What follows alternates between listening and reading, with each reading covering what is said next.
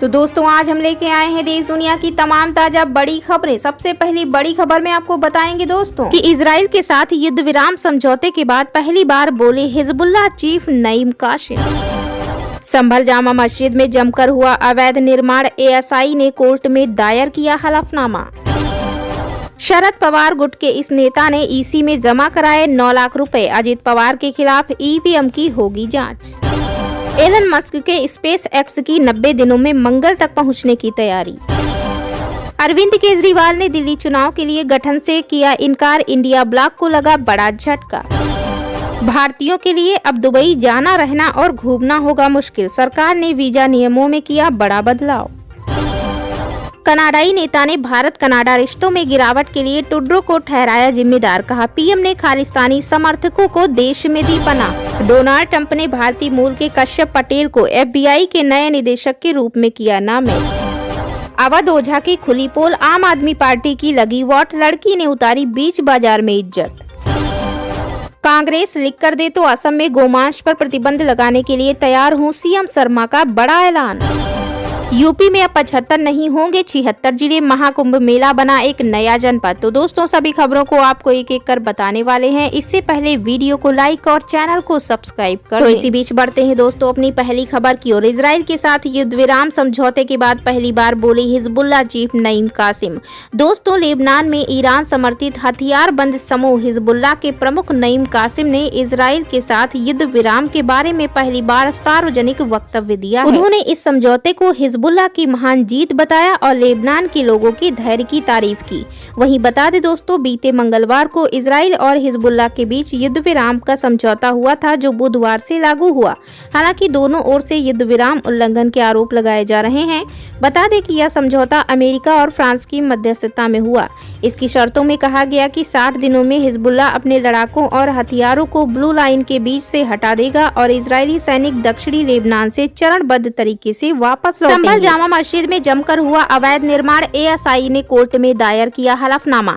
उत्तर प्रदेश के संभल जिले में स्थित ऐतिहासिक जामा मस्जिद को लेकर भारतीय पुरातत्व सर्वेक्षण यानी एएसआई ने हाल ही में एक हलफनामा दायर किया। एएसआई ने कोर्ट को बताया कि उनकी टीम को कई बार इस मस्जिद का मुआयना करने के लिए रोक दिया गया और अब तक मस्जिद में किए गए मनमाने निर्माण कार्यों का कोई ठोस विवरण उनके पास नहीं है। एएसआई के अनुसार 1920 से मस्जिद के संरक्षण की जिम्मेदारी उनके पास है, लेकिन हर बार जब उनकी टीम मुआयने के लिए जाती, स्थानीय लोग विरोध जताते रहे और पुलिस में शिकायत भी करते रहे। एएसआई ने बताया कि मस्जिद में 1998 के बाद से अवैध निर्माण हो रहे हैं, जिनमें से सबसे बड़ा उल्लंघन 2018 में सामने आया, जब मस्जिद के मुख्य द्वार पर स्टील की रेलिंग बनाई गई, जिस पर पुलिस ने एफआईआर दर्ज। इसी बीच बढ़ते हैं दोस्तों अपनी अगली खबर की ओर। शरद पवार गुट के इस नेता ने ईसी में जमा कराए 9 लाख रुपए। अजित पवार के खिलाफ ईवीएम की होगी जांच।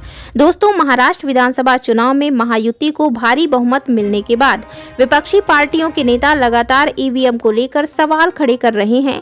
इसी बीच शरद पवार गुट के नेता युगेंद्र पवार ने बड़ा दावा किया है। उन्होंने चुनाव आयोग में अजित पवार के खिलाफ आवेदन दिया है। बारामती सीट से एनसीपी के उम्मीदवार रहे युगेंद्र पवार ने 19 ईवीएम के माइक्रो कंट्रोलर को सत्यापित करने के लिए जिला प्रशासन के पास आवेदन दाखिल किया है। एनसीपी के नेता युगेंद्र पवार ने इस काम के लिए करीब 9 लाख रुपए यानी 8.96 लाख रुपए जमा कराए हैं।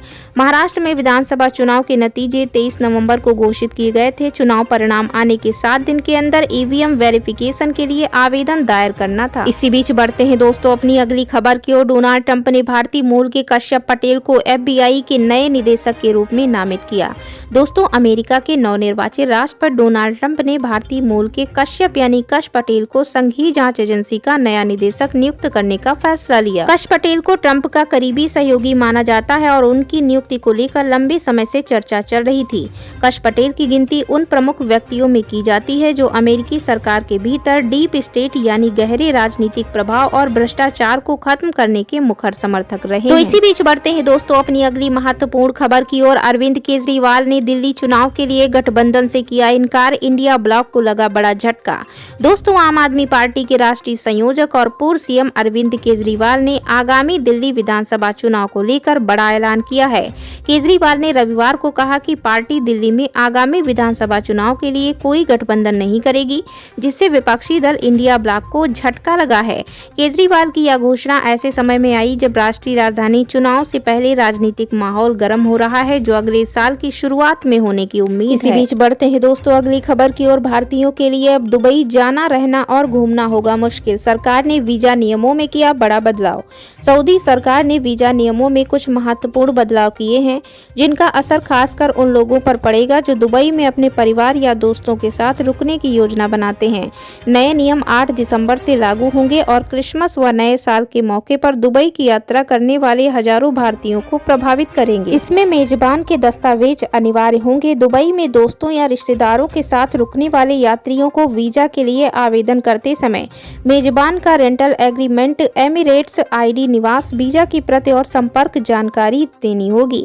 इन दस्तावेजों के बिना वीजा आवेदन स्वीकार नहीं किया जाएगा।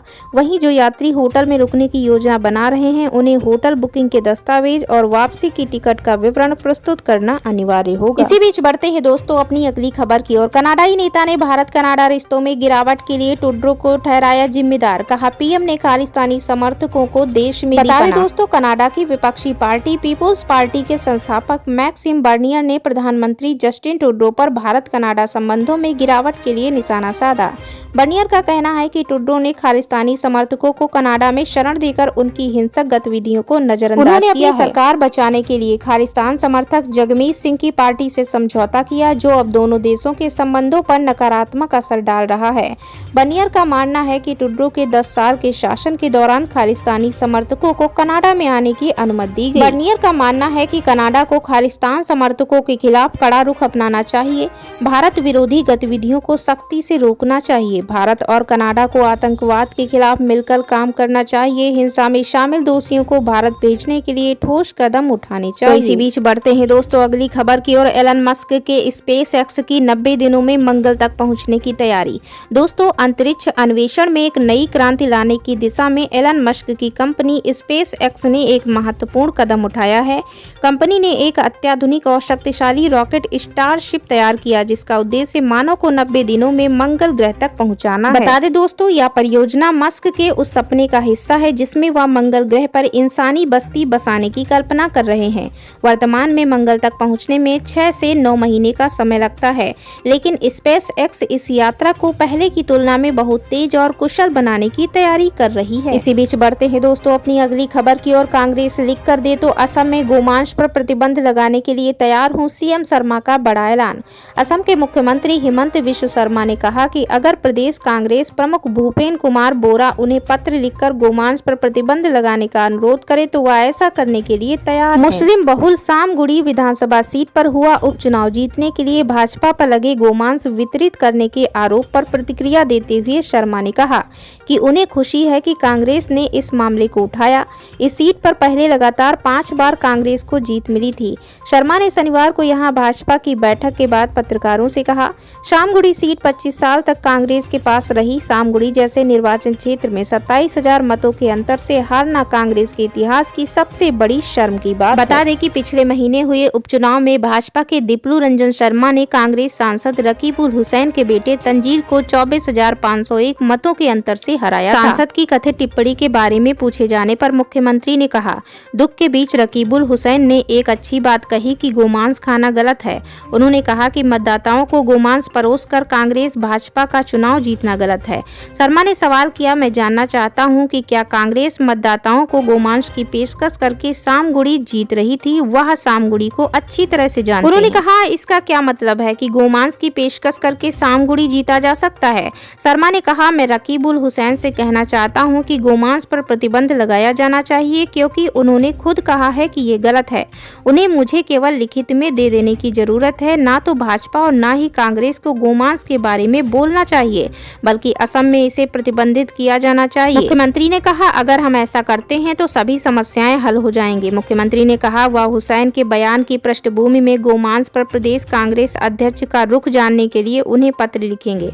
उन्होंने कहा, मैं भूपेन बोरा को पत्र लिखकर पूछूंगा कि क्या वह भी रकीबुल हुसैन की तरह गोमांस पर प्रतिबंध लगाने का समर्थन करते हैं, और अगर ऐसा है तो मुझे बता दें। उन्होंने कहा, मैं गोमांस पर पूरी तरह से प्रतिबंध लगा दूंगा। शर्मा ने कहा, मुझे खुशी है कि रकीबुल हुसैन ने यह बयान दिया है, क्योंकि कम से कम एक कदम तो उठाया गया है। अब दूसरा कदम भूपेन बोरा को उठाना चाहिए। असम में गोमांस का सेवन गैर कानूनी नहीं है, लेकिन असम मवेशी संरक्षण अधिनियम 2021